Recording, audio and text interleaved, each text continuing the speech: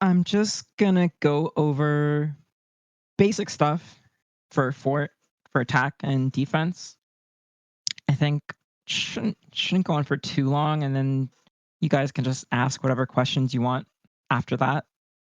Any questions you have, like yeah, just ask me afterwards. Um, I'll start with. Should I start with defense or attack? I'll start with the kill squads, and I'll kind of then work my way to the main ball.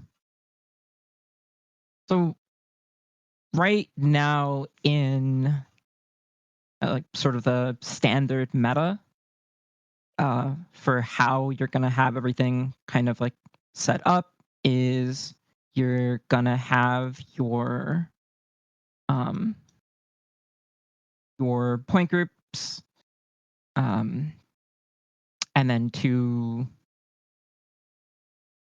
main ball groups and then your back gate groups, your kill squad groups um, on the side gates and the back gates, right?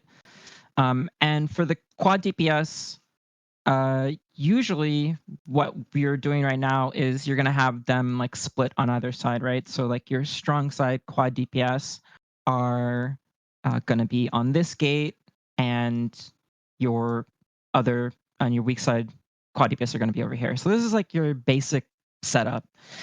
This can change, like right if you're like on attack, like you can decide kind of like like changing things up in the moment, but this is sort of like your default that you're just always going to be playing for. You're always going to be trying to execute on this first before you're really doing anything else. Like maybe on one push you're sending like quad DPS to like shove through the gates or something, shove through B gates with like the point group. Um, or maybe on a specific push you might like call one of these groups, like one of your main ball groups to pull off and push in with your with point group, right? All that stuff is fine. Any like alterations to this like basic setup is totally fine. It's just going to be obviously a matter of like coordinating it in the moment and doing it, but this is like your standard setup. For the quad DPS and the kill squads on the side gates, your goal at the end of the day, whether you're attacking or defending, is gonna be to facilitate this push. Is gonna be to help these guys, help your main ball players actually like push through the gates. And the best way to do this is literally just to pressure through this gate, right? So we might be tempted sometimes to be like pressuring some of the quad DPS or kill squad players that we might see up on the walls that are like shooting down at us, that are pressuring us. And we might be tempted to like kind of just throw spells at them and sort of like duel with them while we're waiting for this push. But really, like that's not what we should be doing. We should be trying to ego as much of that pressure on this outside space as much as possible. And again, just sending our spells, sending pressure through here. So, for example, the quad DPS out here, like our fire staffs, for example, on either side, you guys should just be like nuking this space as much as possible and just trying to make it very, very hard for, um, very hard for like the main ball players here, like the enemy main ball players here, to just like exist here and be able to stand here and hold space. You just want these people to be like permanently dancing. And that is gonna do one of two things. It's gonna allow like for when like these groups start pushing in, it's gonna make that a lot easier. And potentially we could even be getting some kills if our main ball groups actually like try to make a play potentially and like maybe try and bomb here or something on one of those pushes. That's it. That's like the sort of first steps for what your quad DPS and your kill squad are trying to do. Um, and then off of that, you have two options as quad DPS. Sorry, I'll start with quad DPS and then talk about the kill squads and the main ball groups. So for the quad DPS, like after you've done that and like after these groups start pushing in, like when these groups push in, like they're making space, right? As soon as they step in and they start making their way to the point, like you have just gap space that's like opening up, like as they're doing this, right? And anyone who's behind like has to take the opportunity to like push in, right? Like you're going to use these groups to like push in, and you really want to be vigilant about doing that because you don't want like those gaps are going to close, right? That space is going to close up, and if you're late and if you're victimizing or you're scared or you're playing scared, you're going to miss that opportunity, and then you get this situation where you have a lot of people like making their way in, like taking space, and then other people that are like that are just like stuck back here. Um, and this does one of two things, right? It causes the people that have pushed in to be more isolated, so they're just like prone to taking more pressure, and everyone inside the fort just generally like the attackers that are in the fort, your blues are just under more pressure generally speaking, and even the players back here potentially like they're not helping, they're not doing anything, right? So we're just separated as an army, we're like more fragmented. So it's really important that you guys take those opportunities, you take those moments when your quads actually start pushing in to actually push into, and not to sit back, not to victimize, not to be afraid. Use those moments, use that time when those gaps open up to actually get in the fort. So as quad DPS, like I said before, you're going to have two options when you push in. You're either going to go up and you're going to support the kill squads up here to win this fight on either side, or you are going to go backstage and you're going to assist um, one of these backgate kill squads in taking control of stage. Really straightforward, really simple. Um, the way you'll do that backstage generally is going to be you are going to be whispering one of the quad DPS out here. You will whisper to one of these kill squads back here. You're like, so if you're on this side, this will be like G8 typically, and if you're over on this side of the fort, it's going to be G7. You're going to whisper, you're going to one of them, you're going to say that you're pushing in. As you're pushing in, you sort of coordinate that push with them, and you create like this kind of like sandwich pressure in the space, right? And then off of that, let's say you're a fire staff, you're going to be going like off of like doing, putting some spells down here and potentially like confirming a kill or like helping this group take space. You're going to try and get up on top of the wall, and from the wall, you're going to be able to look down onto stage area and just, nuke anyone that's trying to play here. So main idea, from the perspective here is we're pushing in, we are getting up on top of the wall, and then from the wall, we can control this stage area for the most part, kind of all the way over to here. And then from this stage control, we carry that pressure down into the dirt and into Mainball. Everything that you are going to do into the fort in the fort as like kill squads and quad DPS, it is all for the sake of Mainball pressure, direct Mainball pressure, not healer hunting, not permanently fighting on the outside. It is for the sake that at some point you're going to actually be able to directly hit and pressure and focus fire and kill, hopefully, bruisers and VGs, people that are actually playing on the point, people are actually playing in the main ball. That's your whole goal. And everything else is about establishing control on the outside to help you facilitate that, right? You have to kind of earn the right to be able to just go and start dogging players on in the main ball. And you earning that again is establishing and control on the outside. So that's what you guys are going to do as quad DPS. You're going to either be doing that for the back gates, which typically I like this a little bit more. I think controlling the stage, controlling back gate space is better in terms of like bringing pressure into the main ball and controlling dirt a little bit. It's a little bit more valuable than controlling B walls. Not that controlling B walls is not good. It's just there's more of a direct line to pressure, and there's obviously more space that you're covering, that you're controlling and preventing other players from using. Um, so typically, like the control of the stage is going to be a little bit more valuable than B wall. Those are your two options. Yeah, and if you come up onto B wall and you help this group, get control in their fight, get control of the space, maybe help them get a pick or whatever.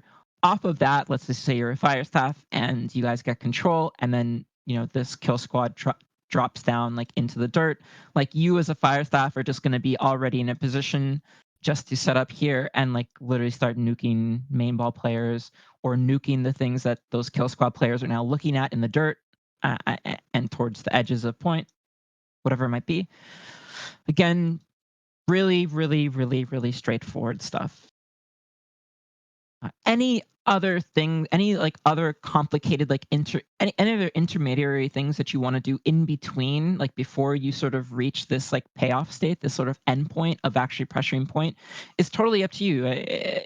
But you want to be able to at least execute on this very basic macro first before you start trying to think about doing anything that's more complicated. Um, so that's for quad DPS. For the attackers, on the defending side, it's going to be pretty similar in terms of the macro. Only difference is that on top of pressuring through this gate, like so you'll be doing the same thing as quad DPS players. You'll be positioning yourselves somewhere on the walls, like maybe right here as a fire staff, and you'll be looking to like pressure all these main ball attackers in this space. Just nuking, just like making it not fun to exist there, not fun to play there. Just nuking that space consistently, so that these players just have to constantly dance and just can't stay here comfortably and posture comfortably and pressure anyone else that's in this space as well. Any of the other main ball, like your main ball blue players that are trying to play here. Off of that, as soon as you start to see some of these players start pushing in, those first one, two, three players, those players, you want to focus fire those players. You want to call those first one or two players out that are trying to get in, and you want to dog them down. And your kill squads on this side, like your G10s and your G9s, they should be looking to do the same thing too. So it will sort of you'll sort of be in the situation where you have these first few couple of people that are trying to get in, and obviously they're going to be getting bullied and dodged a little bit by some of the main ball players, like some of your main ball players that are in the position. But now they're also going to be getting focus fired by your kill squads and your quad DPS players, and hopefully you can get one or two, maybe three picks if you're doing really really well. You can get like one or two picks here, right? That's already like really really good, because it means like once this main ball fight actually kicks off and like all these players are actually in position and we have all the quads from both sides, from both armies, are set up. Well, now the attackers are going to be down players, right? So we're just already at a massive advantage, to winning crashes, to bullying, to dogging people down, all the good stuff that you do in main ball to maintain control. And yeah, if you're killing enough people, I mean, it's just probably going to cause a reset. Um, so that's basically the only different thing about being like a quad DPS player, like defending, is you're just going to do that step. And then just like you would on attack, you're going to look to help control these spaces, right? So you're going to look to help control this top space, like with the kill squads that are trying to control top of B wall, or you're looking to the backstage um, to already be set up to prevent like the attackers from taking control here, helping this fight, helping like preventing the attackers from coming up onto the wall, like and taking control of this wall.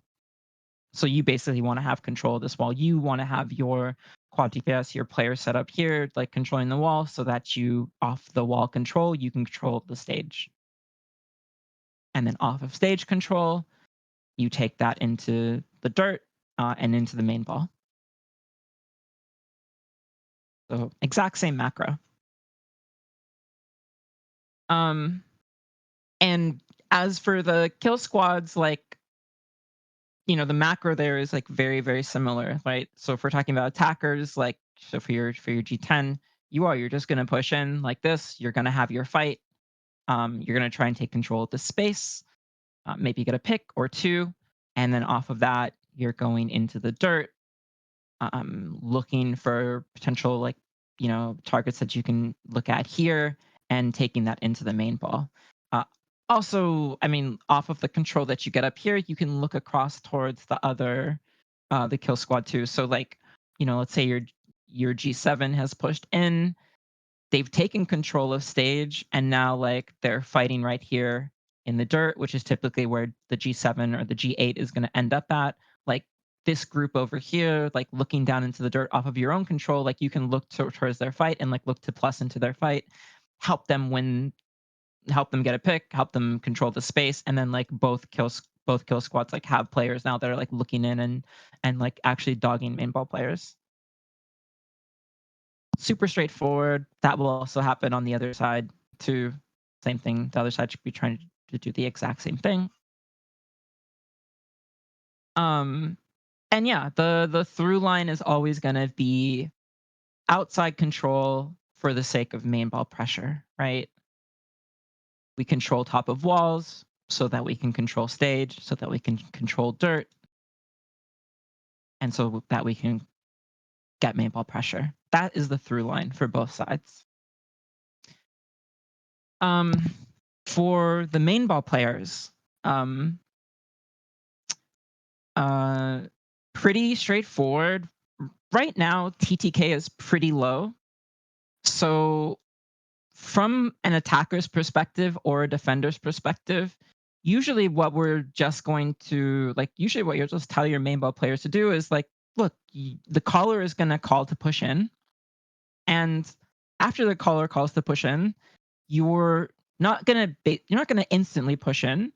You're just using the caller as a prompt to tell yourself, okay, well, now when it looks like it's a good time to push in, I'm going to push in. And what are you doing when you're pushing in? Well, you you're going to want to get to the point like immediately, right? You're just pushing in and you're not hanging around here too much and you're just going straight to point, trying to immediately start generating some tick, trying to immediately start generating some pressure so that we can just like kind of bring the fight in and like force the defenders to like kind of have to respond. That's normal, like kind of through line. That's sort of like normal thing that will happen.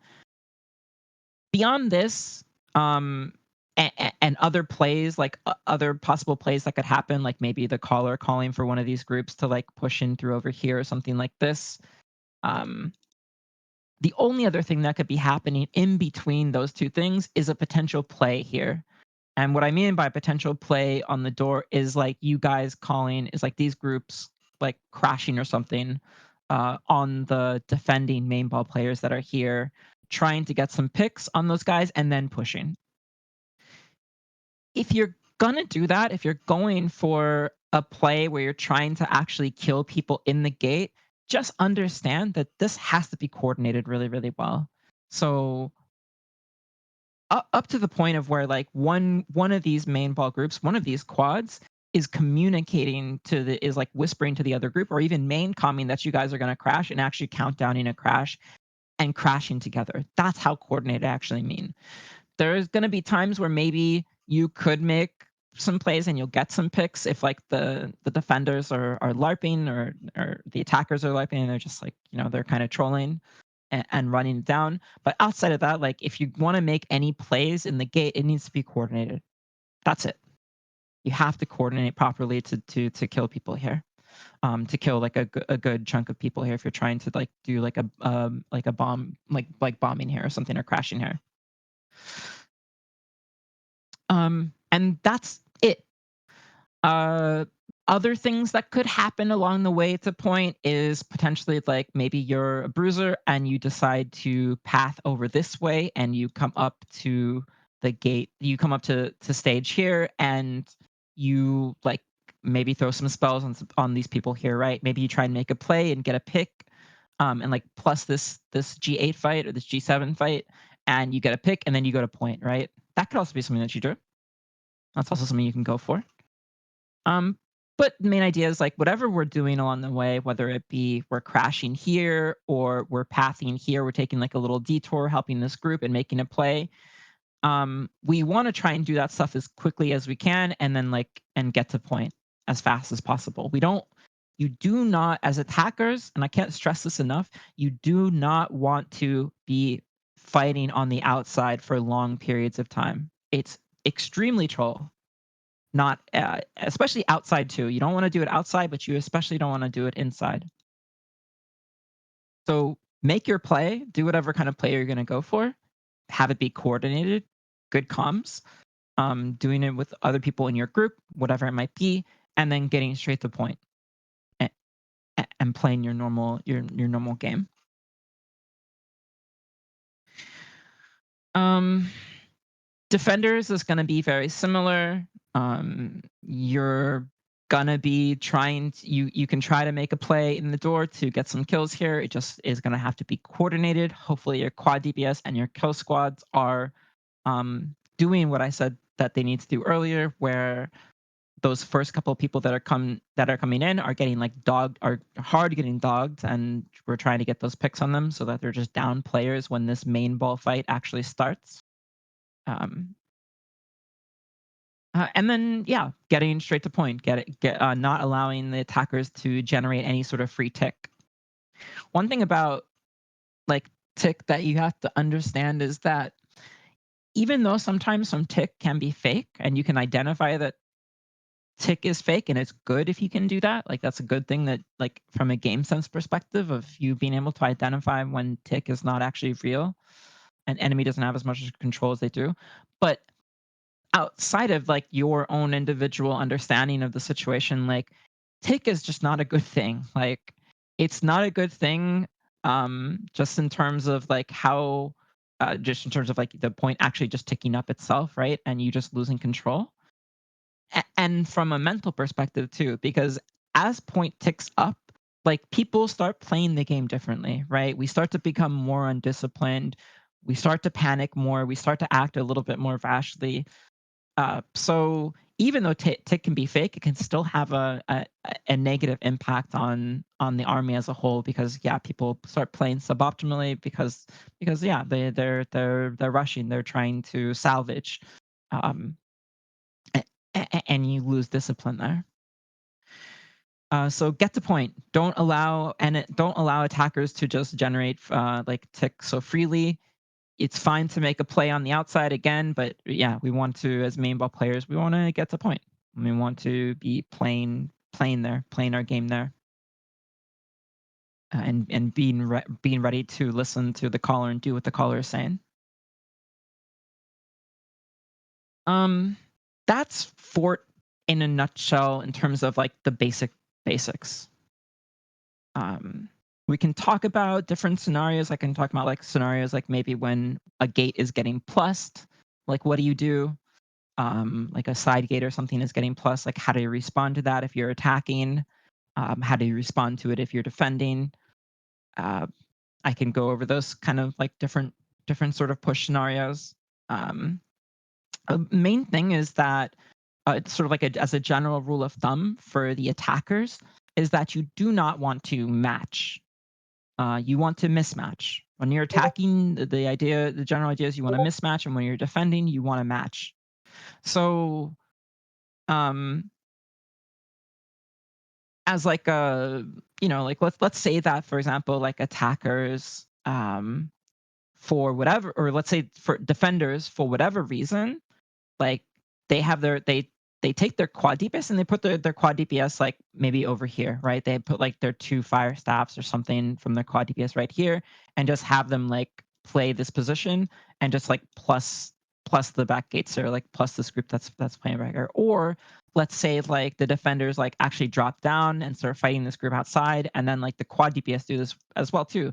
Like all the defending quad DPS like drop down too, and now like this group back here is just plus, right? They're just like have to fight their match plus like two fire stabs, right? And they're just getting like bullied away, and they can't play the game and they can't push in, right? The response there from the attackers, like if you're an attacker and that's happening to you, like the defenders are doing that to you, the response is not to then take like um is to not take your quad DPS and put them back here to match that. The response in that situation is to have your quad DPS push inside, wherever that may be. They can push like here, they can push wherever, and look to like start just like bringing pressure into the main ball. Because now those players, because you have these quad DPS players in the back gates that are like preventing your like GA from getting in. Well, now no one is matching them. So now these guys can play for free and they can just look to instantly get value like without being matched, right? And it's going to be super important that one, the group back here stays alive, right? So your G8 that's playing in this position, like they stay alive, they don't die, they calm that they're being plussed by the defending quad DPS, like they calm that they're getting plussed, and they just try and hold these guys back here like while everyone is pushing in and we try and compound pressure into the main ball. Right, so that's what you would do if you're attackers. If you're defending and let's say you're the attackers for whatever reason, they send their quad DPS back here, so now it's like you have like the attackers have their G8 plus 2 or 3 more people right back here against your one. Well, the response here from the defenders, it you could maybe mismatch potentially, but the safest thing to do would just be to match, right? You would take your quad DPS that are here at this gate, and you're like, oh, you moved your quad DPS back here. Okay, we'll just move ours over here, and we'll just match. And from a defending perspective, this is usually going to be like the safest bet and the best way to like prevent like these guys from like overtaking your defending like G8 is to just match this. If you're really, really good, obviously you can be plussing this like the people here. So maybe like off of this, like you get some picks and you get some value. So even if these guys are able to push in and like take control, because like they're plus, like you get enough value to kind of like negate that. But that's much, much riskier. And again, like this, so like the safest bet is just always when you're defending is going to be to match the enemy. This goes for outside too. Like if there's a push that's happening outside, if attackers like pushing in last point, and they for whatever reason decide to put all their quad DPS on weak side on one of those pushes for whatever reason, who knows, and you're keeping track of that, the safest bet to prevent them from getting value and to help prevent their push from being as effective as possible is simply to match with your quad DPS. So all your quad DPS go match them and play where their quad DPS are playing. Really simple. Um, any other things that you guys need to just get down in terms of like having as a standard for your army are the comms. So it's just really important that from a both attacking and defense perspective that at every gate you have at least one player that is able to main comm to the rest of the army. This is really, really, really important that you start establishing this. A good comm system within an army is like it provides so much value, like um, that if you have an army of like comparable skill level that you're going against, but your comm system is just far better and consistent, like you're just going to have a massive advantage over them. Information in the fort is huge. It's huge for the caller to be able to make good calls and to micro the army, and it's just good for players in general to have a good understanding for them to be able to make good decisions when they have that information, when they understand what's going on in the fort, when they understand like where enemies are and what is actually happening. So outside of any particular macro, I would say start establishing a good main comm system. Identify some players that you guys have within your army that are willing to main comm, and make sure that they are consistently like doing that. That you're getting good main comms from these players. Um, and then like deeper than the main comming, like a good whispering system, right? So your quad DPS, for example, your quad DPS on this side of the fort, like can like have whisper set up with your kill squads over here, right? So that when something is happening with them, um like they can calm that to those groups to say like to like give them info, and then vice versa, right? So like these players can call for help from quad DPS, like or like to coordinate with them or to help them with something, whatever it might be.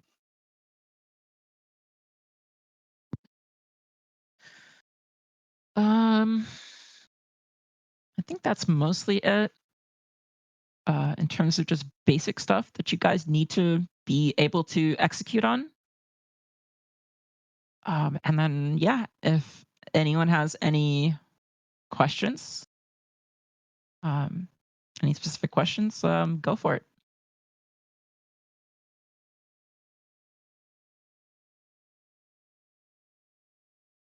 Anyone at all? Could be about healer stuff, like healer setup. Can be about anything really. Kill squad macro, doesn't matter.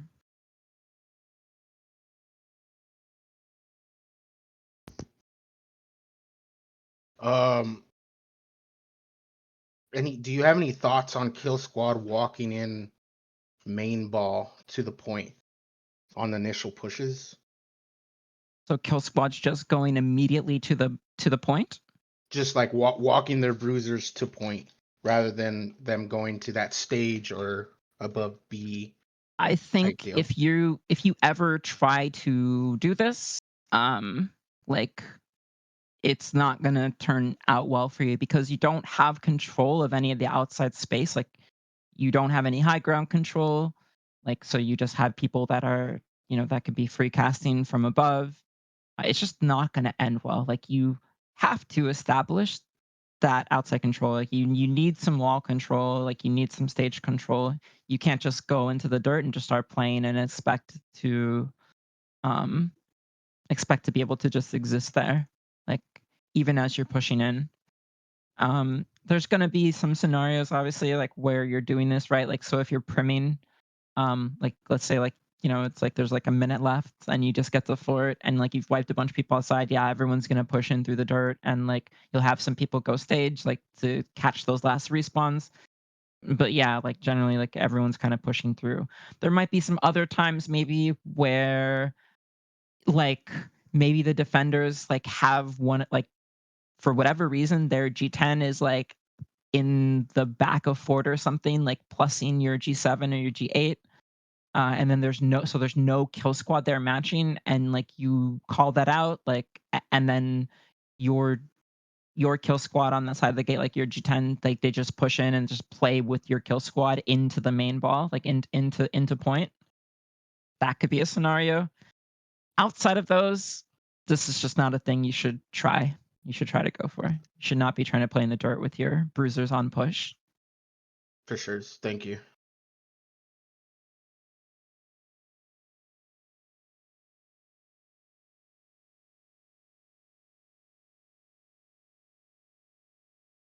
Hey, yeah. So what is a good move to do when we're going to push in and we're struggling with reset after reset, pushing in a fort, and like their groups just drop down behind us because it consistently happens every war and everybody's dying. All the lights are dying in the back as the push happens. Um, where's this usually happening for you? Is it happening on B or on the Yeah, side gates? yeah. Side gates, their front gate Side and side gates, gates. side gates, and B. Yeah, So there's a couple of options. One, you guys can try and like bait that and just wait for them to drop down and then fight them. Uh, so that you don't hard commit to the push, right? You kind of like bait the push and then you try and fight yeah, them. You can do this at B too. You can do that. Obviously, just understand that there's a risk in doing this because now like you're fighting outside, right? Like you're like kind of interrupting the push, like you're kind of messing up your push opportunity a little bit, like if it's a good time to go in. Most if this is happening like consistently, I mean, yeah, you're just going to be looking for this and just going to be ready to punish it. So you won't hard commit to push. you'll just wait for them to drop down and then just try and punish them for dropping down. That's the Okay. only thing you can do. Other stuff you can do is you can try to overload one gate. So you can like call one of your groups off, like I mentioned before, right? You can call like one of your main ball groups off at like kind of like right before your push is going to happen, and like like have them go to B gate or something like that, and then you're like kind of zerging through that gate, so it doesn't even matter if anyone drops down. Like if they drop down, they're actually just going to get destroyed because you have so many players there. That is also another way to deal with it. Um, but that's sort of your only option. Generally speaking, like players really shouldn't be dropping down too much. If they're going to be dropping down, the only players like that they're really going to be hurting or that they should be hurting are the other kill squads that are out there, right? Because your kill squad on the side gate, for example, like your kill squads on the side gate, like they're the main ball players have to push in first, right? Your quads have to push in first. And then off of the space that those quads make, then your kill squads are like going in right behind them, right? So really it's your quad players that should be, or your kill squad players that are going to be the ones that get caught.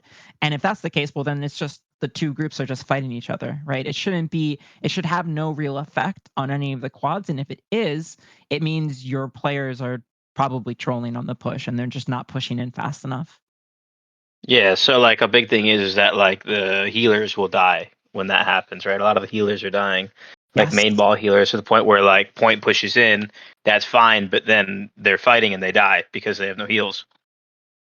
Yes. Well, I mean, that's the thing. Again, like the healers are going to have to push in faster. They're going to have to use the space that the quads are making to get in. Because look, if those players, again, if those kill squads drop down, if like one of those kill squads drop down onto, like let's say it's a side gate or something, they drop down, you're going to have your kill squad right there and your quad DPS players. You have quad DPS plus your kill squad right there to contest those players. Those players should die. Like they should just get punished, right? So if quad healers are getting pressure or getting killed, guarantee you those quad healers are trolling and they're not pushing in fast enough. If it's on B, which is a little bit different because they're not going to have that support, right? You're not going to have that support.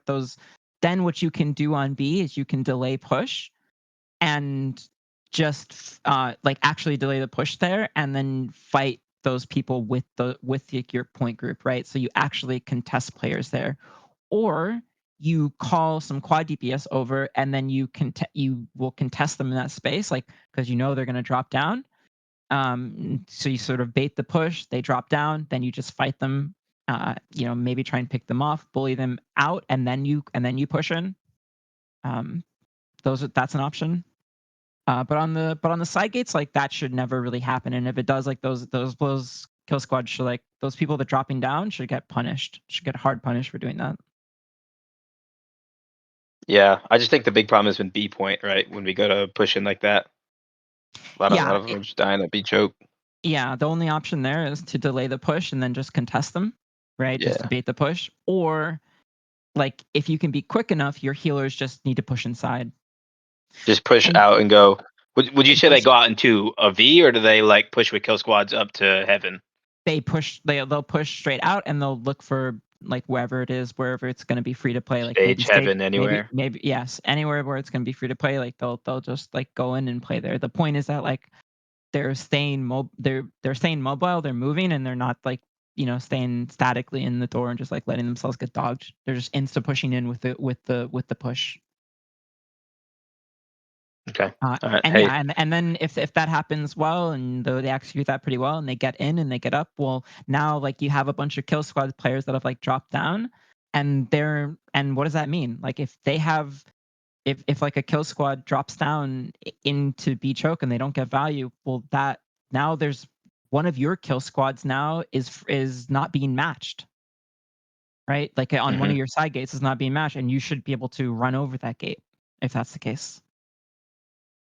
There's always a trade-off there, like yeah, and if you can like hold off, or if you can like delay on what defenders are doing there, like you can punish them by being, because you'll be up somewhere else in players.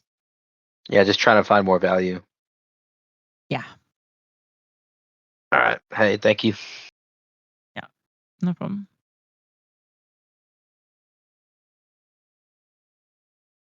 Yeah, the delay thing does work. Um, like delaying the push on B actually does work.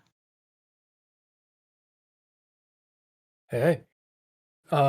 So I have a question about the tempo in which we push in. I think you said a couple things which I wanted to like note that made a Mm-hmm. lot of sense to me, which is like when the main caller calls to push in, that doesn't mean you just run immediately to point, right? That's just your Yes. indicator to start looking to push in Yes. or whatever, right? Yeah. It's a really, And I really think important thing that people have to get down. They have to know that it doesn't mean to go right then. It just means now you look for the good opportunity and then you I go. am totally guilty of as a quad bruiser, right? I just go to point when I like because what you also said is just like just trying to get to point, or whatever. And I feel guilty because I leave, my healer and my VG stuck in the Mhm. door, and I haven't really made any space for them. But I'm like just trying to get to point. I'm trying to Yes. like decide when do I go to point or when do I kind of like help my healer and VG IG or whatever, right? Get through the door and actually come to point with me so that I can stay alive on point. So what I'll say is that it's you absolutely want to help other people get in, but you can't play outside for so long. So the most that you really want to have to do to allow people to get in is throw a couple spells. This could be a shockwave. This could be a path. As a VG, it can be a shower and a scream, right? You can use some of your abilities to assist people, like to like break tempo in this space and disrupt the enemy to allow like people to get in like more easily, right? That's fine. You just don't want to stay here and fight the enemy. You don't want to be staying here and like, actually like brawling with the enemy like in this space, right? You just want to use those abilities and go. And if people don't get in off of you using a couple abilities, I mean, sad day. Like it's a skill issue. Like get better at the game. And then you just still go to Like, point. Okay, so if I were to paraphrase my yeah, plan going through, right? It's like cleanse, go in, calm that I'm like shockwaving, path of destiny or whatever, right? That's their opportunity to like go through. If they miss that yes, window, then I got to yes. get the point still. Yes, yes, because there's nothing else you can Okay. do. You can't you like we need to the way that we want to bring everything inside too. Like if people can't get in, here's another thing too. Like sometimes the defenders, what they might do is for whatever reason, they'll just put extra people at this gate. Maybe they'll take all their quad DPS from this side and they'll put those quad DPS players over here. And now all their quad DPS players over here, and it's absolute hell for the players here, and they just can't get in. Fine, they can't if they can't get in, just call it and play life. The other side, since there's no quad DPS over there, like they're gonna have a way easier time getting in.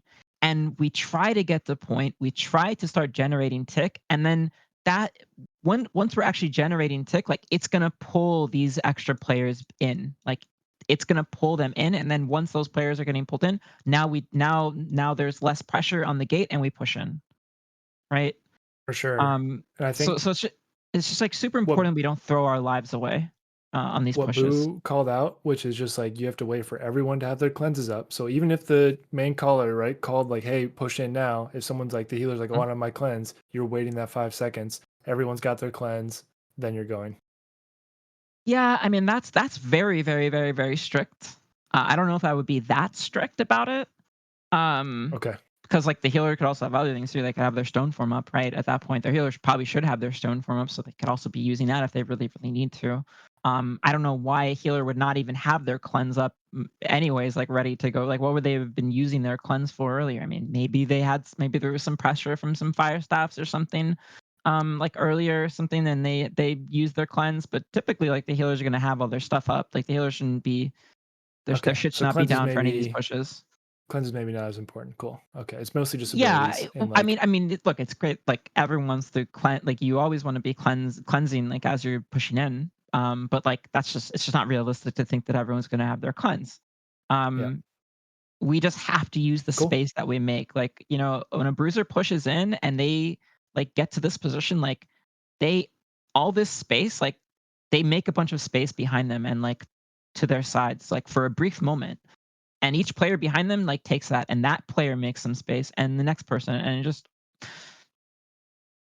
so it's just like it should be like a very like unison like in unison kind of push that's happening where each person is like making space for the person behind them and yeah players just have to take that moment and healers for any of the healers in here when you're pushing in like really try, like, you obviously you're going to be concerned about keeping people alive, but your real goal is to like get inside and get set up. And as you're pushing in and as you're trying to find a place to play, like, you just need to calm that to your group and be like, I can't heal right now, guys. I'm setting up, or I'm pushing right now. Like, I can't heal you for a few seconds, right? And then your group is going to play a little bit differently because they know, like, they might play a little bit safer because they know they can't get a heal in that moment. And you just be really, really, really selfish as a healer about getting in the fort and getting set up, because it's way more important that you stay alive, um, than maybe one of your players gets picked off. Because if you get picked off, like, now your whole group like just can't play the game properly, right? Now, like, your group is way more susceptible to dying, and it's like way more vulnerable and just can't play properly. So For sure. There's the value right there. Getting in. All right. Thanks. yeah.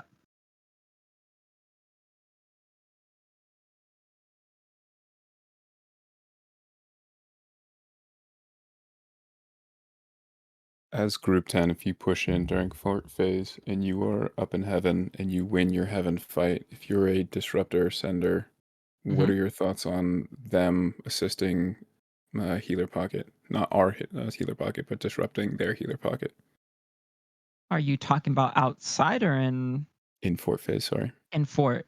What pocket in the fort? Like, You mean say like, we're up in heaven, we win our fight, like absolutely win it, so it's kind of useless to be a double melee up there. Is it valuable to go drop down and try and find some healer on dirt and just start smacking them? yeah, I mean, so here's what I'll say about healer hunting right now.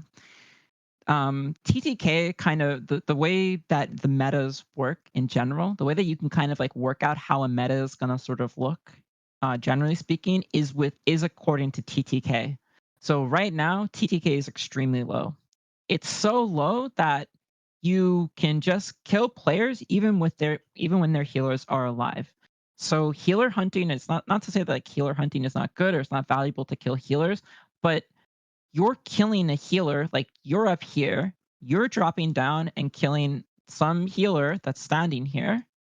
So now they can't heal this person that's standing on the points. And then your players on the point, like, can now like more easily kill this player. Right. So like let's say this is the process that's happening, that we're going through. Basically, like, when we're healer hunting. But really, what you can do right now is just drop down and just kill this person yourself, even while their healer is alive. So again, I'm not going to tell you not to healer hunt, not to drop down and kill healers, but you can also drop down. And I guarantee you, if you're a bruiser or VG on point and you are getting dogged by other bruisers and VGs, and now a kill squad is focus firing you, while maybe like a fire staff like up here is also like just like nuking this entire area, like, you're gonna die. You're just gonna die. You're not gonna live through that. Um, if that pressure is like good and like coordinated, like, you're just not gonna live through it, even if your healer is alive. So healer hunting good, but you can also just kill main ball players yourself, and you should be looking for that as well. I would say, like, off of any sort of control that you get, here, whether it's on stage or on here, yeah, like, you're gonna, like, the next path is always gonna be into the dirt, and then it's just a matter of like, how many players am I killing on the dirt before I'm actually just looking in and killing and playing edges and killing bruisers and VGs. And sometimes that is going to be very short and quick. Like, it might just be, oh, just one person that I'm picking off, and then I'm looking in.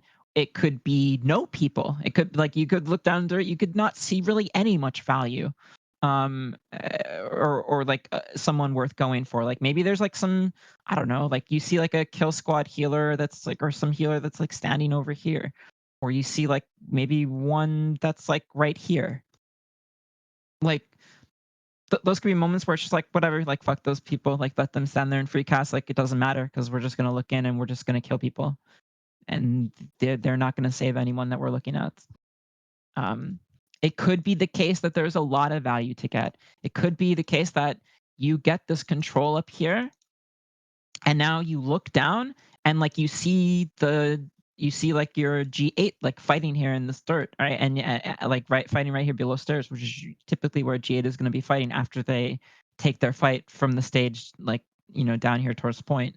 And you look down and you plus this fight and you start just killing people with them, right? You start looking at lots of players in the dirt, like maybe like the G8 healer, like maybe you see the G8 healer getting chased or something, like over here, like playing over here, or you see a quad healer that's like trying to support this or whatever, and you start killing targets around here and plussing this fight. That could also be something that you do. The main thing is that you're just able to recognize like when you've got enough value such that now like it's time to actually play edges and like dog these players and also be adding to the crashes. One thing I will say to any of the quad DPS players in here, like any of the fire staff players in here, it does not matter what any of your macro is on the outside, like in terms of you establishing control on the outside, like through helping your kill squads or whatever you're doing. Whenever a call is being made, a crash is being made, you must look in, and whatever spells that you have up, you must throw your spells at those crashes. And I'll just say this for range players in general. This is really why it's important that the kill squads and the quad DPS players, you have the caller on, and you're not just have the caller muted. You must listen to crash calls and you must throw spells at crashes. If everyone is doing that, like outside of whatever your macro is, if we have a bunch of range players on the outside now who are throwing a bunch, like whatever spells they have up, they're throwing those at like at crashes being made. Like now we have all this extra pressure going into our crashes, and it's it could be the difference between getting 1 or 2 extra kills in a crash, which is insane. Like I can't stress this enough to you guys. There's nothing more valuable than killing a bruiser or VG. Like it's just the most OP shit that you could possibly do. It's just too good. It's too valuable.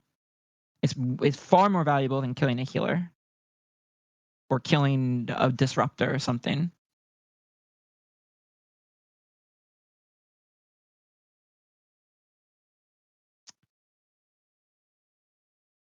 Any other questions?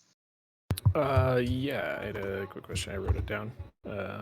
Mhm. Oh, yeah. So as far as there is one more that we had a couple of weeks ago that's super memorable. As far as we got really staggered. A reset was called, and we would come back to the gate. So I was on C gate, and I remembered that seeing 2 of their point bruisers just ego out of the gate and end up killing like 3 of us outside of C gate. And I think that was because there were those of us that caught an early respawn, and then we came to set up at the gate. Is there like a point in time where it's like, hey, the army itself is staggered, like we need to reset like at ABC point, or is Yes. that Typically okay? for all of your resets, like when everyone's on the outside and you're trying to push in, like everyone needs to be like set up and like and not staggered. And again, this is why I said earlier that it's really important that you establish good main comms, because you need to have people at each of these gates be able to like communicate whatever is happening at these gates to the caller, so that the caller can make a good, like they can make a good call. They're gonna tell everyone to hold, for this push and not to push in yet, or they're going to micro a group to like rotate somewhere else, whatever it might be. Like they just need to have that information. And yeah, if you're staggered at a gate on push, it has to be calmed. It has to be communicated. And usually it's going to be the case that you should not be pushing in when a group is staggered, because if a group is staggered, it means that there's some number of enemies wherever at some of these gates that don't have to be here, right? They've picked off like some players, so now like you're outnumbered at one of these gates, and so now one of these players, like one of these defenders, can flex off somewhere else. They can flex off like wherever else and plus something else, and make it and either get more kills, like preventing another gate from getting in, or staggering too, like staggering players like somewhere else, and so yeah, you just have to properly reset at some point. Cool. Thank you.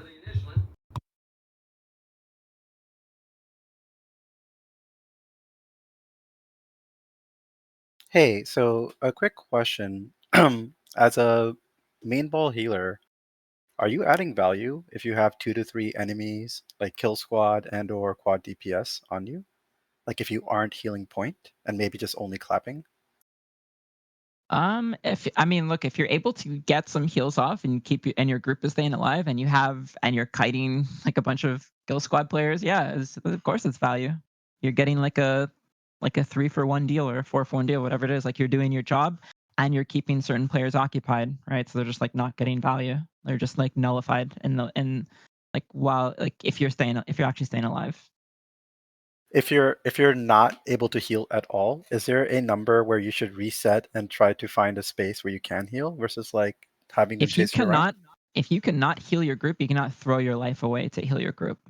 You must just tell your group that you cannot heal and you play life until you break aggro.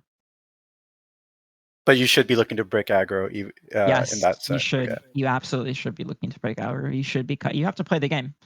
For any of the healers in here, like there's no like easy solution in terms of like playing forward and staying alive. Like once things can transpire outside the fort, however they do, like during outside phase. But once we get to fort, like everyone has to play the game, right? Like your G7 can be like a weak kill squad outside, and it might not matter that much because we're doing 515 and NA, and it's just harder to get value on weak side because of that. But once we get to fort, that G7 they got to play just like G8 does, and just like G9, and just like G10. Everyone has to play the game. That's gonna Okay. mean kiting and moving around, and yeah. Yeah. About just to follow up a little bit earlier on when you said earlier that healers need to push in with folks as well and pre-pot cleanse. How do Mhm. you deal with like if your group is split, where like you and somebody else pushes in, but other people are still stuck outside? Do I you mean, they're follow trolling. a solo They're push? I mean, trolling they're aside, do trolling. you, for decision-making purposes, do you support a solo push, knowing that you are at higher danger, since everybody else will turn on you because you can't go to point? So are you saying like if you have one player in your group that pushes in, like, and everyone else stays outside, should you stay outside too? Yeah, should you stay outside to play your life, or should you try to support that solo push? I mean, you just it's just not a good scenario. Like this is not like a favorable scenario. Because the thing is like you have to use the space that players make as they're pushing in to get in yourself as like a healer and as kill squad 2 out there and as quad DPS. Like you need those players to be like making that space initially. It's not you guys making that space first. So one player going in, they haven't really made much space for you. So if you go in and everyone else is standing back, like, you're probably just going to get dogged down and die. Like, so you can't go in. It's like the other, like that one bruiser that went in, like either they're pushing in too early or like people are just being like, they're just playing too safe. And you need those other bruisers like and VGs and those main bot players like pushing in um to facilitate everyone else getting in, to facilitate your skill squad, your quad DPS, and your healers getting in. Okay, thanks. Yeah, don't throw your life away. Like if one person's pushing in and everyone else is standing back, like you probably as a healer, you're probably just going to end up standing back unless like you have good game sense and you can kind of like you understand like the space there and you can get in without getting dogged down. Hi, I have a question about respawns. So, like, say you win your fight and then you're looking elsewhere and like respawns are coming soon. Like, what Hmm? should you be doing to prepare for a respawn? So you don't get like squished. So you're So, like, saying from a say you're like D gate and then you win your fight at Mhm. D gate. You're pushing to E gate to help them get in or something, and then like respawns are coming in like 10 seconds. Like, what should you do to like prepare for that, or like do you do anything? So you're attacking. You Yeah, you're won your attacking. fight at Yeah. D gate. Respawns are about to come. Well, you shouldn't even be over at E gate. There's no reason you should be even over at E gate. If anywhere, you'd be looking for respawns on your own gate. right? So you wouldn't go Okay. over to you would not go over to E gate. You would be at your own gate, and you would look up towards the stairs. You would comm this to your group. All you guys would look at it for a second, and try and catch someone spawning, and try and kill them, and then you would like be right back down in the dirt, like Okay, got it. sort of at the bottom of the stairs towards the So point. sorry, so you should like set up and prepare for enemy respawn. Like if you won that space, you like did some looking in, Not and now they're about to respawn. You should prepare for that. Yeah, so what you should do, what needs to happen is like you are going to take control of this area. You're going to take control of the space, and off of the control that you have here, you take your fight down into the dirt. You want your fight to be like down here below the stairs, right? So really like you're kind of playing to control sort of like this area, right? You're playing to control this sort of area. And yeah, as respawn's coming up, you guys can all look back, right? You can all look back and come up to the space and try and get a kill, right? Try and kill some people here, and then go straight back. But you shouldn't be Okay, standing around here. I would not get control of this here and then just be like waiting around for a respawn. Like if the respawn's gonna come, it's gonna come, right? Like if you get control of this and then respawn's about to hit, like you're already here. If you're down here and the respawn comes, like you're gonna turn around and try to meet it like when it actually so happens. we can't see your paint actually moving right now, I think. Oh, am I not? Or or is it just me? You guys see this? Me drawing a circle. Your stream is busted a little. I'm not gonna lie. You might want to restart it. Oh, on it the is. screen. Okay, Yeah. let me just restart it.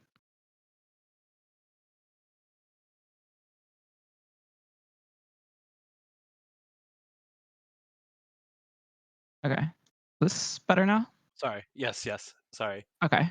Yeah, so you're going to establish this kind of control of like this much of stage Okay. basically on your side. Off Mm. that, you want your fight to happen here. Like you want to take your fight down into the dirt. You want to be like fighting for kind of like in this sort of area. Okay. Like um right, so you're kind of like fighting for control of the space. You can be looking for like a potential pick here, but mostly like you're looking to dog down and like step here and add to crashes too. That's really, really important, adding to crashes here as like the G7 or the G8. And then yeah, if respawns are if you know respawns are coming, like yeah, you guys can all turn for that and you can all look to get a kill here. Absolutely. Okay. Got it. Yeah. I actually had another question. Can I do something else? Sorry. Yeah, go for it. So when you're chasing people that are like running away from your fight, at what Mhm. point do you like say you killed two of them and there's still three somewhere off like plussing another fight? Are you supposed to address that or are you supposed to look towards point and like take Sorry, more repeat. space Say that inside? one more time. You've picked off two people, but Yeah, you three picked off of two them. people and then like three Mhm. got away and they're like plussing another fight. Do you need to chase after them to balance that fight, or do you just let them do their thing and then you five do something else and plus another fight? So like okay, so let's just think of it this way. Let's say you're doing your fights. You've Mm, picked off two people here in their G8, and now a bunch of them like they run off, like they go over yeah, and do here, that. right Yep, to over here, exactly. Yep, or maybe they go over here, right? You just totally yep. ignore it, and all of you look in at the Okay, main got it. ball. You just ignore it. You Makes do not sense. match. Again, like I said earlier before, as like just a general idea in terms of like macro, when you're attacking, you mismatch, and when you're defending, you match. Sounds good. Thank you. Um, yeah, because you guys are another thing is like you guys are in the winning position, right? You have more players up. You have control of the space, so you're pushing advantage, right? You have advantage. You're gonna push advantage, and pushing advantage means like you're going to actually get like payoff here. You've earned this space. You have more people, so even if these guys run over here and plus this fight, um, like you can obviously calm that, right? That those are the, you should try to calm that those players are going over Mhm. there. But outside of that, like you guys are going to be able to get way more value just immediately looking in as as a five man up players with your quad DPS in control of the space, and you're just gonna be able to get way more value than these guys going over here and plussing this fight. Got it. And that fight should just when they get the comms that there are three coming over, they should just play life Hmm. and try not to die, right? Yep. Okay, Yep. cool. Thank you Exactly. so much.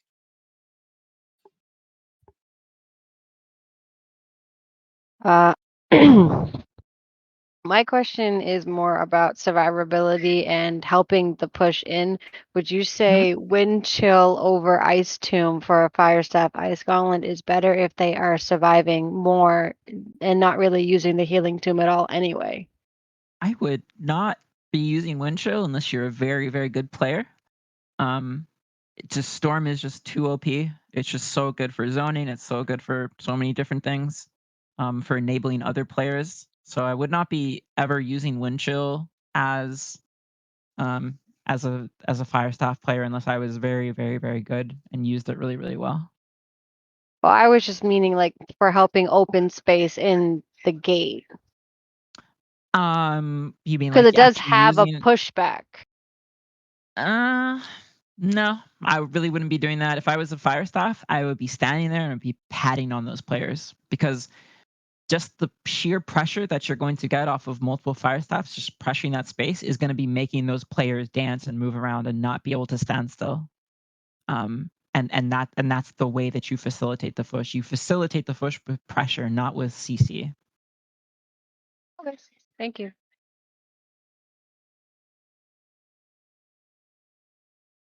As a fire staff player. Hello.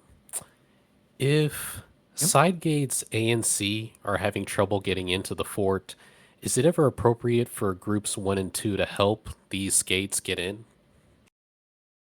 I really, really err against this. Like, I really don't like it when point group pushes in and then they go and then they turn and try and help these groups get in. I really don't like that. If groups cannot get in, it's typically because those groups are being plussed. And so if you're being plussed, that means just play your life and let and understand that we're up in numbers somewhere else, right? So the other gate is going to be up in numbers. They should be able to get in. Your point should be able to in. We should be able to generate tick. We should be able to generate tick more easily. And then once we're generating tick, those players that are stuck are going to be able to get in because you're going to have the extra people that were plussing those gates like flex off and start looking in, start looking at point because we're ticking, right? That's how you want to pull things in. That's how you want to assist people, and you want to help people get into the fort by ticking the points, not by actually going and helping them on attack. And so yeah, again, like if they're not able to get in, it's probably because they're getting plussed, and if they're not getting plussed, and they're not able to get in, I mean, it's a skill issue. Sorry, like get better, like because it's just so bad for the point to have to go there. Like the point players want to get in on the point and start ticking. They do not like going to help the gates is like the last thing they want to do. And what I would say is if you're gonna go help the gates, like use a couple of spells, like throw a path. Maybe you can get close and shock, like a storm if you're like a VG and like a shower, but like you cannot go there and play. Like you can't go there and start fighting. Throw some spells and get to point if you're gonna do anything. I will. I'm against doing anything, but if you're gonna do something like just a couple, like one or two spells, and just get on points. That's it. Yeah, that makes sense. We've tried to do that a couple of times in some wars, and it didn't seem that effective. Get the tick. Yeah, Seems right. and sometimes you'll like those players too. Like they'll go there and they'll just like die. Like they'll get turned on, right? Because like again, like if the defending kill squad and the quadrupeds are like playing properly, like they're doing like just like as I said, right? They're waiting for those couple of people to push in and like dog them down. But now if like a random point player comes up, okay, they might just turn on that point player and just dog them down instead. Which I've seen happen many, many times. So generate tick to pull things in, and then also you can rotate players around on some of those pushes. So you can rotate some players around from the side gates to push in through B gates. And if they do this stealthily, it's really good because you'll the side gate defenders like won't notice it immediately, and then you just start like giga snowballing the point, like just start giga ticking like really, really, really hard, and just catch them off guard. All right, and one more question. Mm. On the when the attack phase or when fort phase happens, like right when it begins on attack, Are there certain signs when it's appropriate to all in rush through Seagate? Sometimes it seems like it's a desperation thing, when the timer's low, or like it's a gut call. But are there certain things that you just know, it's time to rush Seagate, or the enemy's going to rush, through Seagate, and we just need to prepare Um, for it?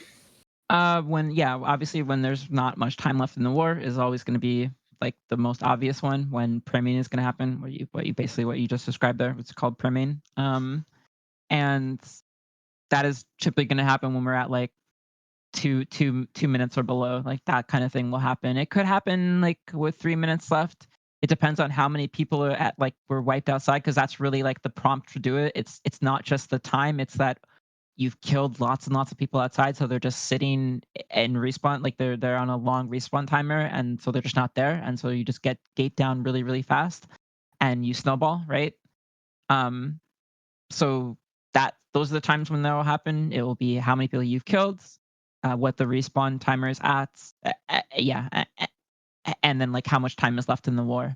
And then what I'll also say too is that when you are going to actually prim, like when you're trying to prim, it will be important that you have a good number of players that like go onto the stage and catch the last respawn. Really, really, really OP. If you can do this well, you can get people in the fort really, really quickly. Like you get through the gates and get to point, but you also now have like killed those respawns, like the last respawns. Like you're almost guaranteed to win as long as you don't run it down or troll. All right, thank you.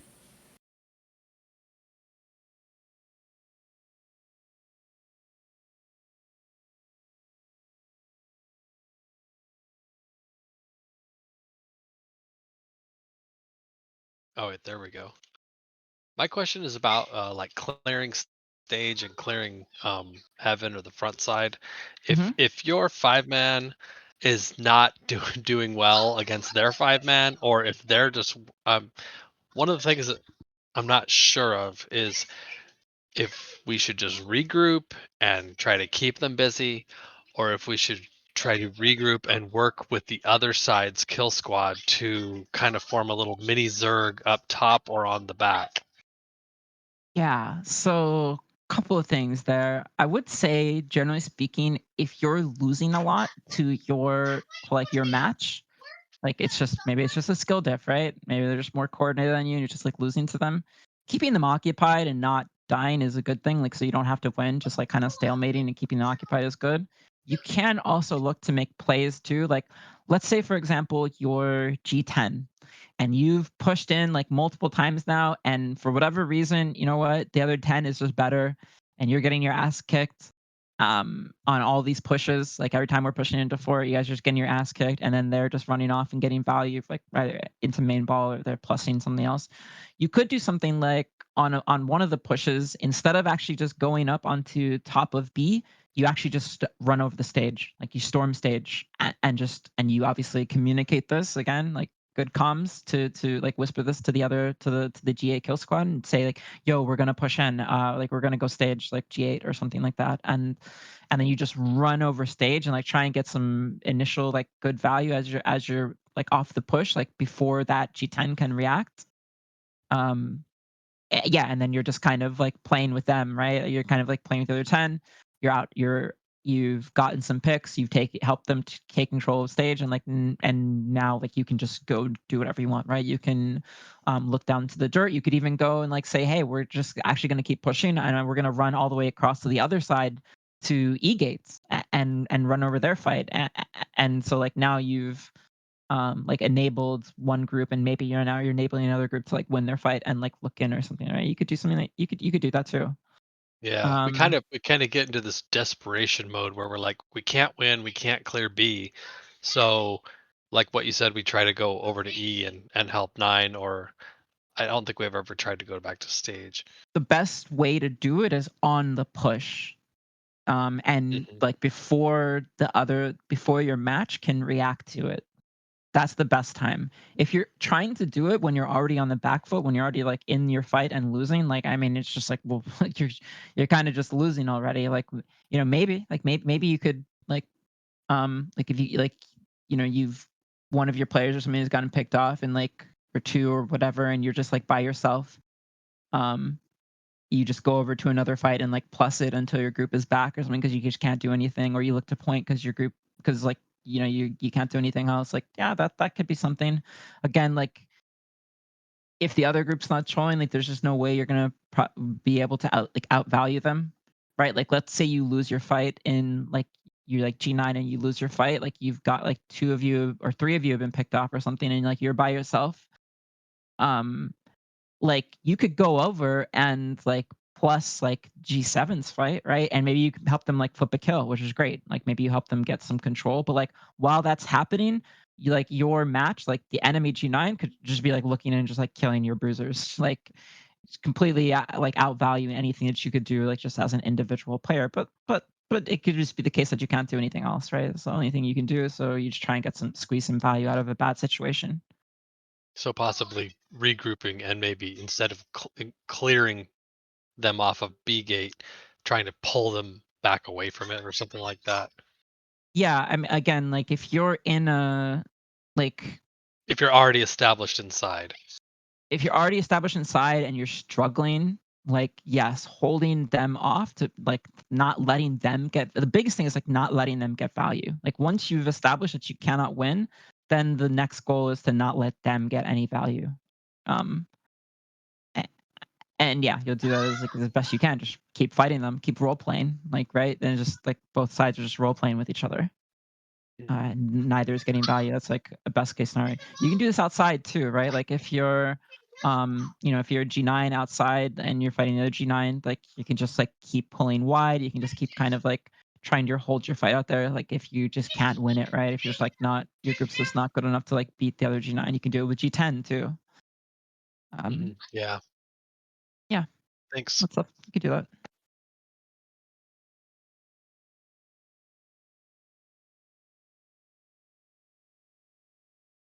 Oh, hey again. Just a question about like G7, right? I play a lot of Group 7. Yep. And for push-ins, what if like their pushing gate is just super overloaded and they're just like dropping nuke after nuke into the gate, right? Like a bunch of meteor showers, a bunch of ice storms, like it's just overloaded. It's getting grabbed. You just wait for it all to run away, right? Like you can't push in on that.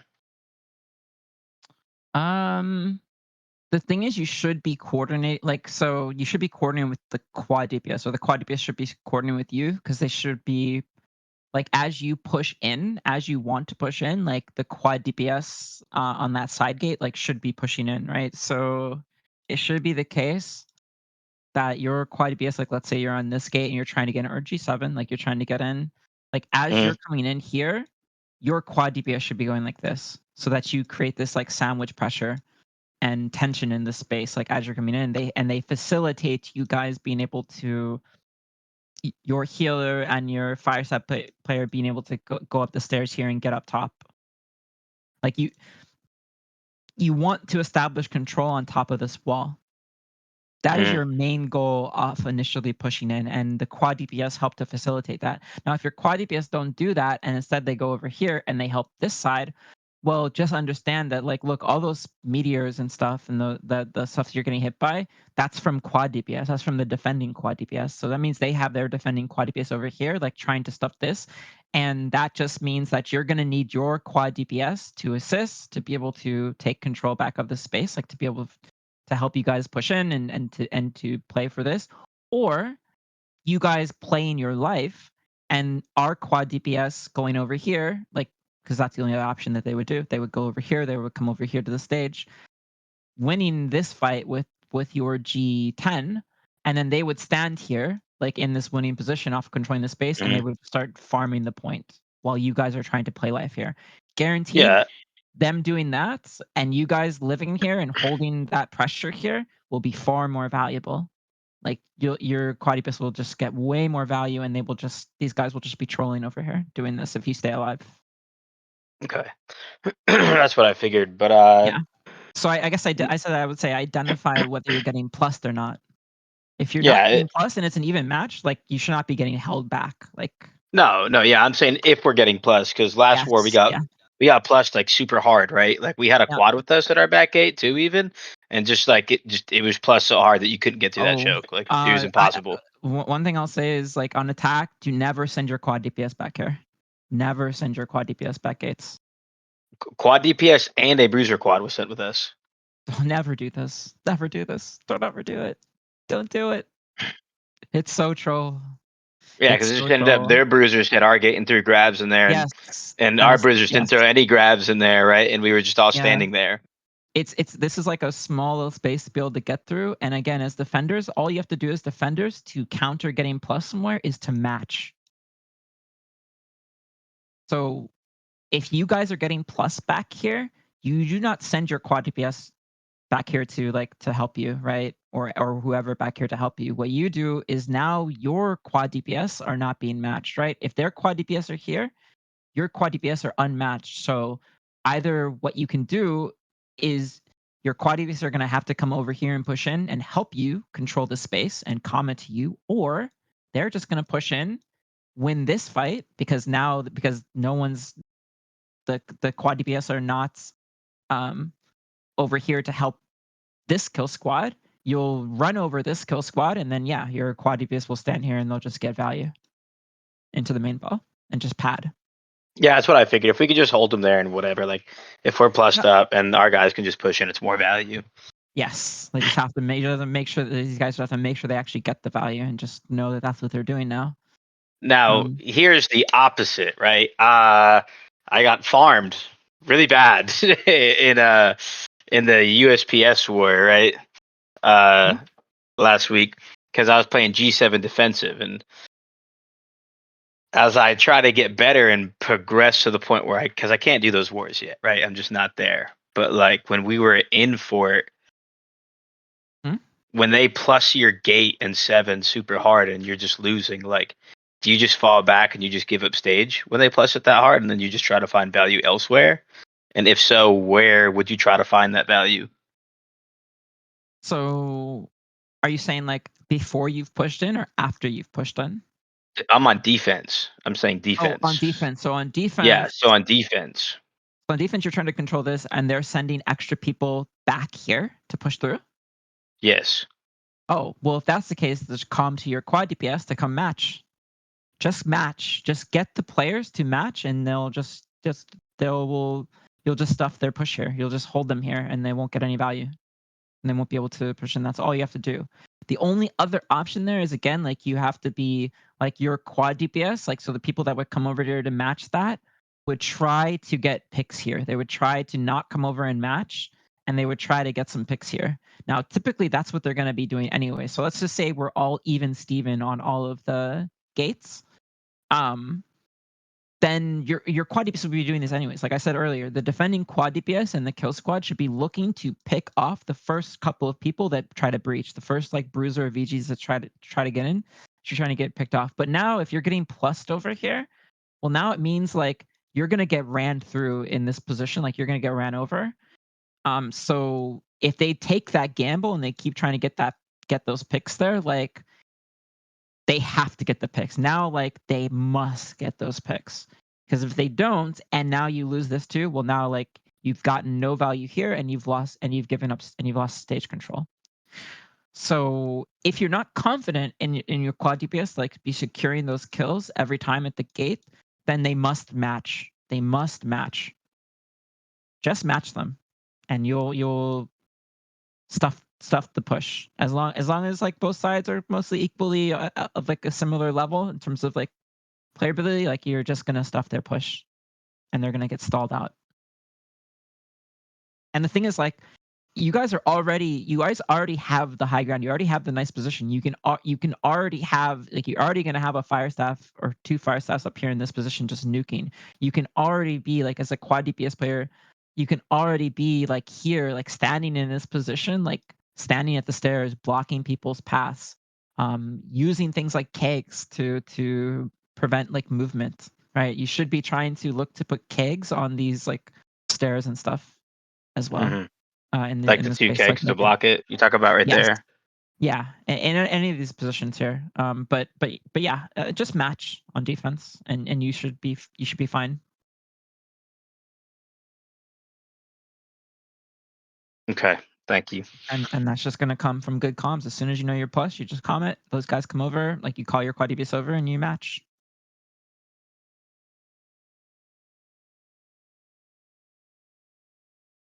So I have a question. As caller, right? Like even other callers or anything.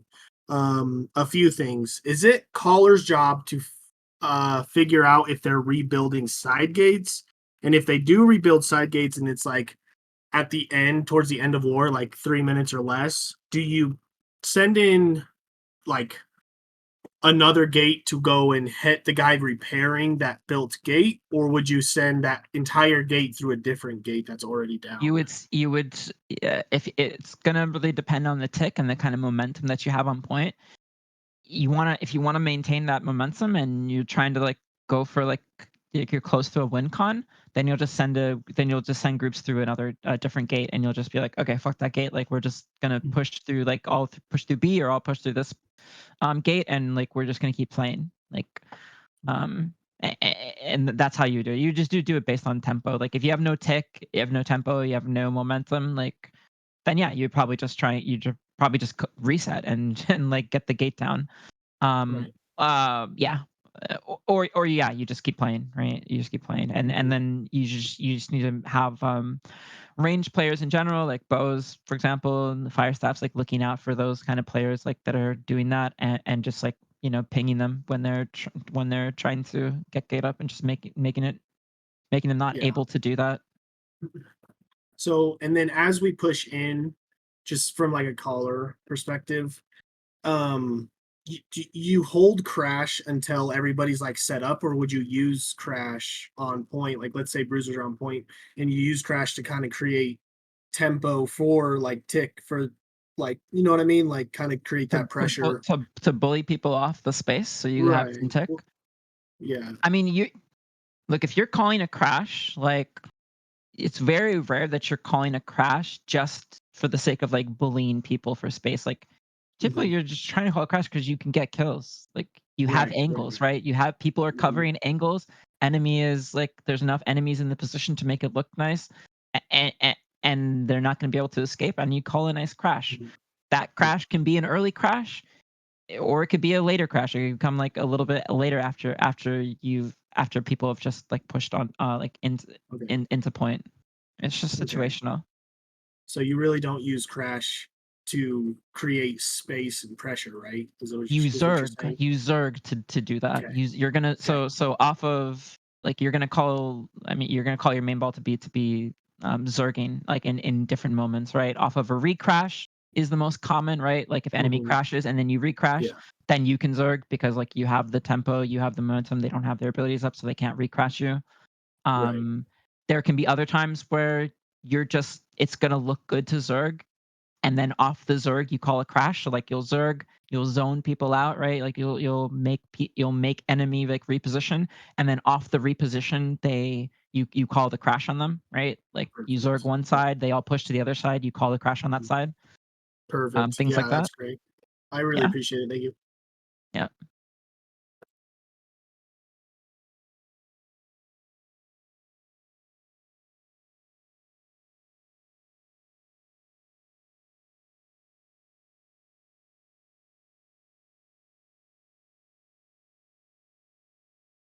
Any other questions? Yes, it's me. Hello. Hi, Naomi. Thanks again for, talking and, spreading your teaching on macros.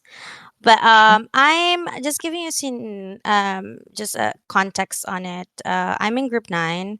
I'm the healer.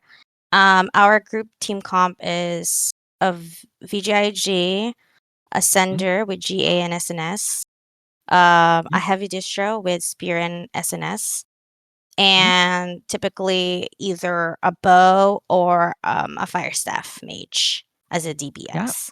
So for fort phase, we have our caller normally likes to, which all of this makes sense because pretty much what he's saying is literally what you're saying, is like to really play the value closer to point. So if there's like casters at the top, we just kind of ignore it. But in a sender perspective, I know I'm not a sender, but our sender normally goes on heaven and just like really goes there and pick those healer. Does he need to focus on that on heaven, the healers there that's free casting, or he should play with us on the dirt? It's a good question. Really good question. What I'll say right now is that um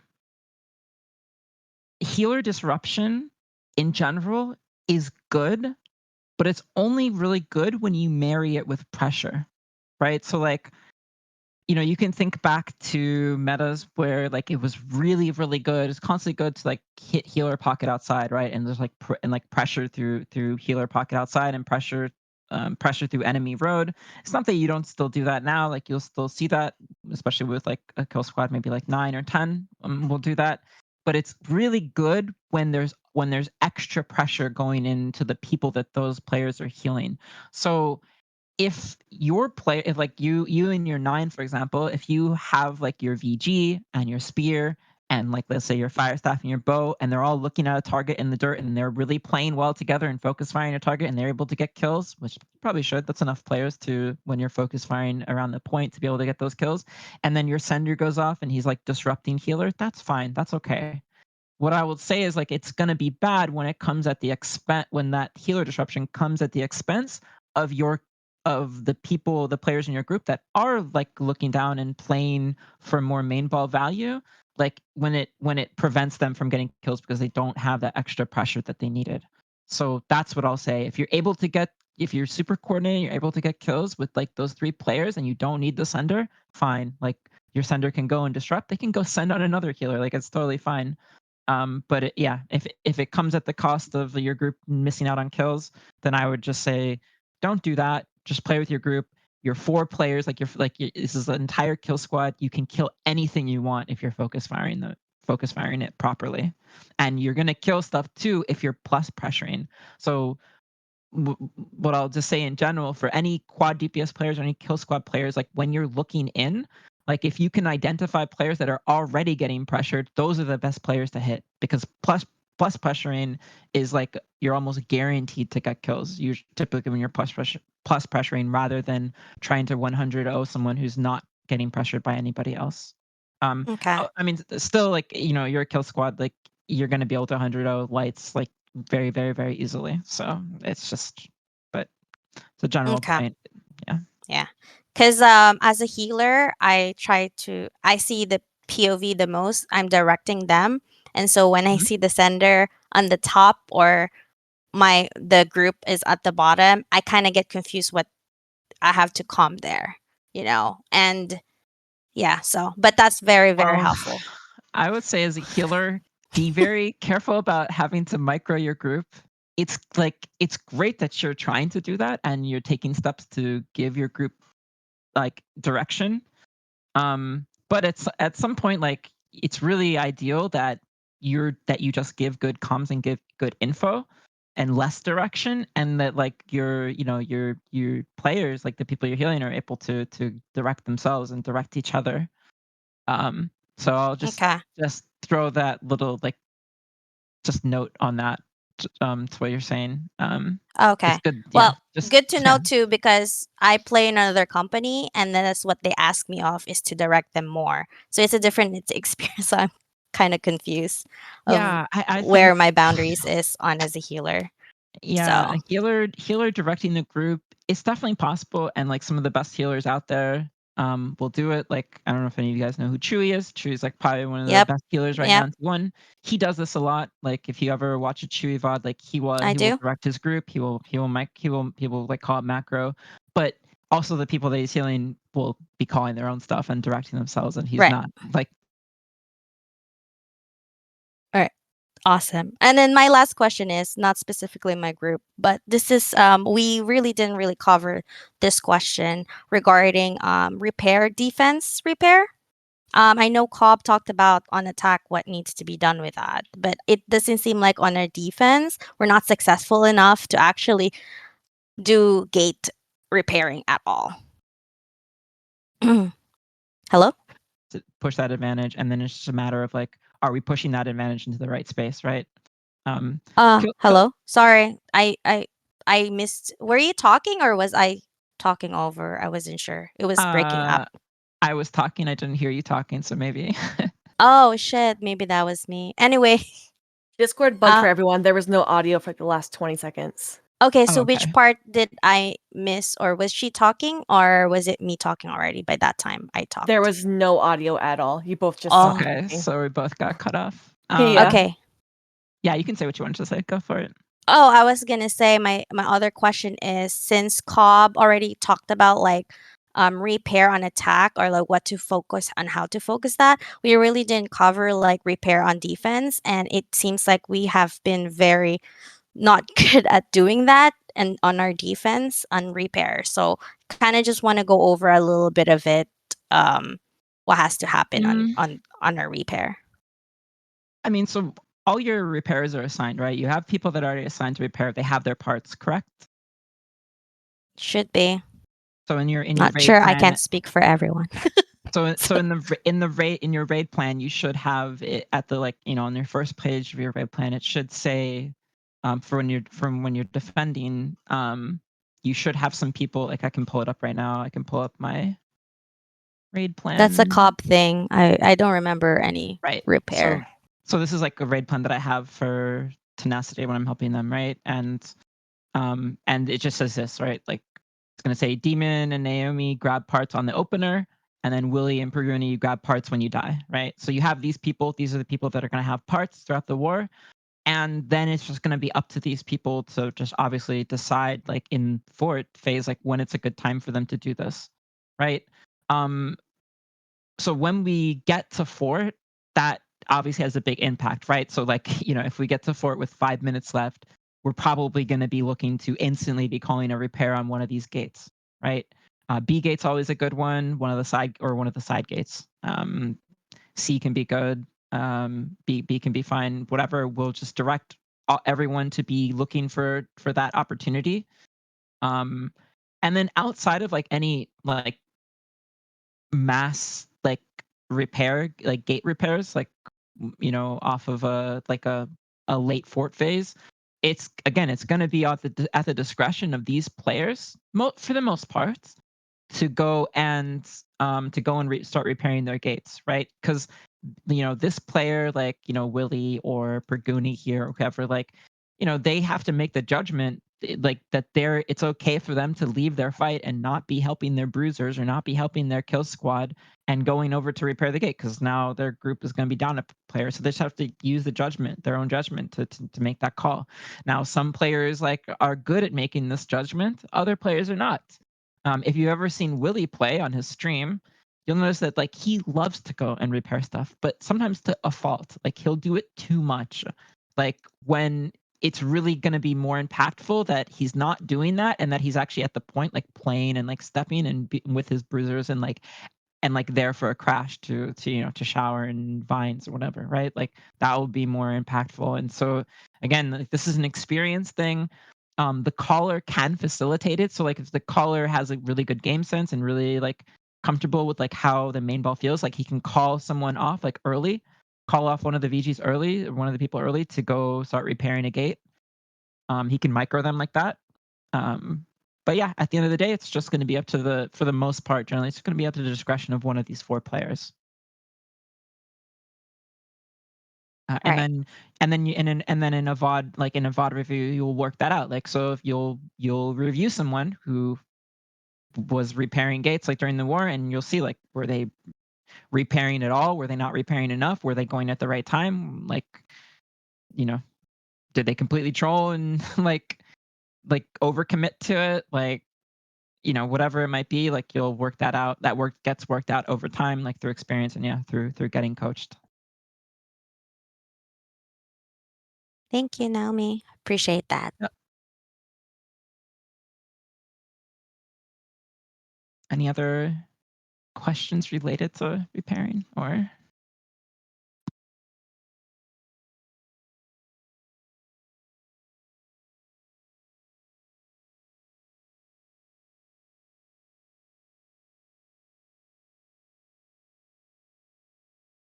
Never mind.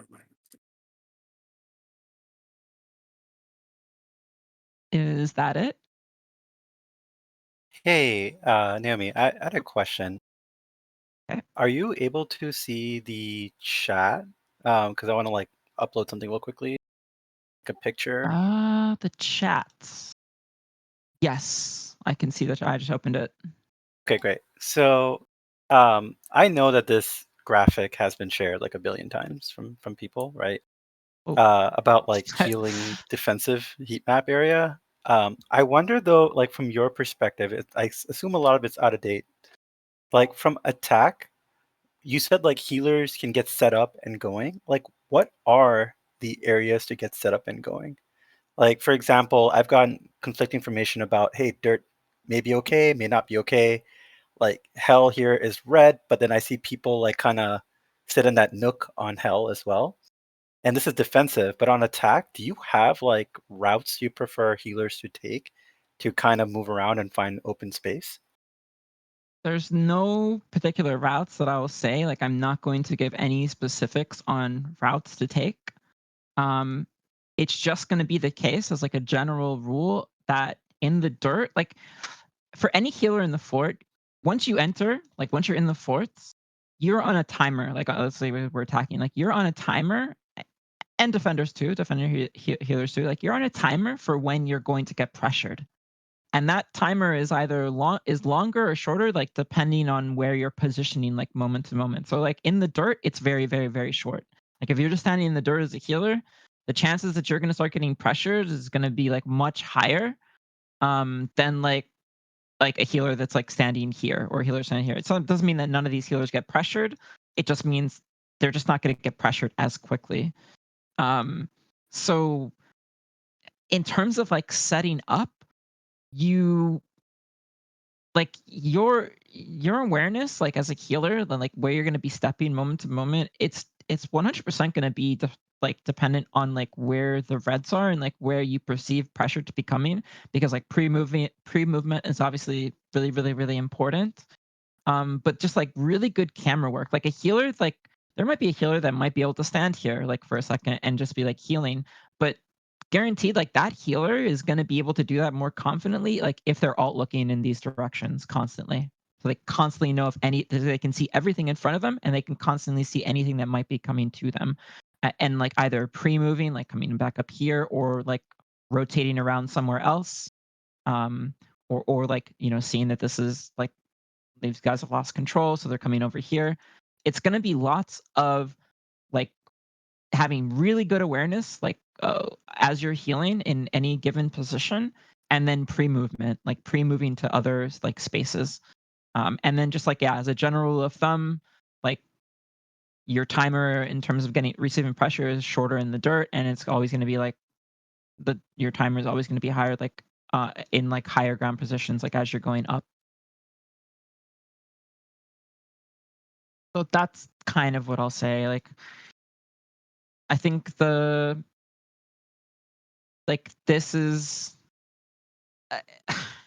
it's just like It's there's okay a if it's little like no longer relevant. I know this has been shared a lot, so that's all. it's not something that's relevant. There's just no rule book. Like there's no rule book for healers in terms of like what you like entering the fort, like you go here, then you go here. Like there's nothing like that. It's all situational. It's all based on where enemy is and like your own game sense and like awareness of like what's actually happening, like moment to moment. Got it. And that again, yeah, that just comes through experience. There's general rules to follow for sure. But yeah, outside of that is awareness, is good camera work. Healers with good camera work, like really, really good camera work, like these are the healers that survive the most, that position the most, that are like, the kind of healers like you always like see like certain healers that like they're just good at like hiding from like pressure, right? Like they'll just like position themselves in a way like moment to moment where like they just kind of like avoid getting pressured like more than other healers do. Like they're just like kind of like hiding themselves. Like a lot of it is like pre-movement, a lot of it is like nice game sense, and then really good camera work. Got it. And then how do you suggest, sorry for the two-part question, how do you suggest to drop aggro when you do have it?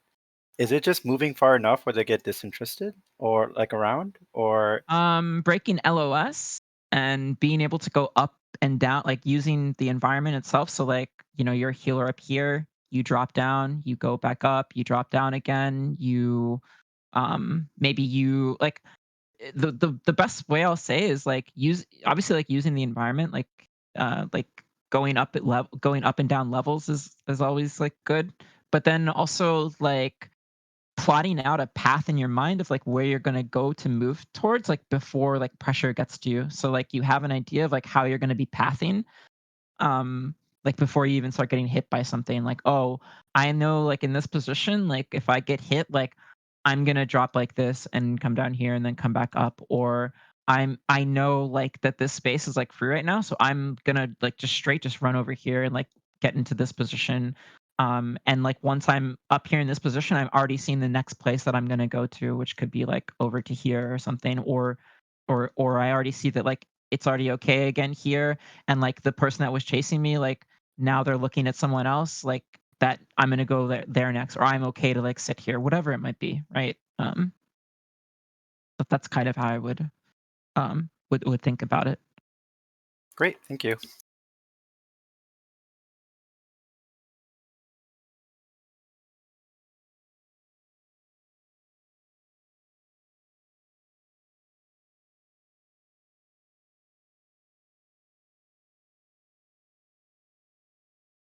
Any other questions?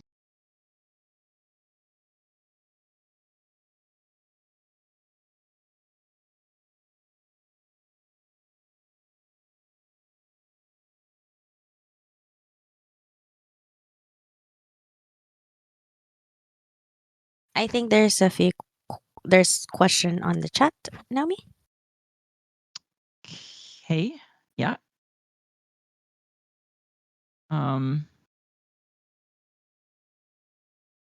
Oh, did that work?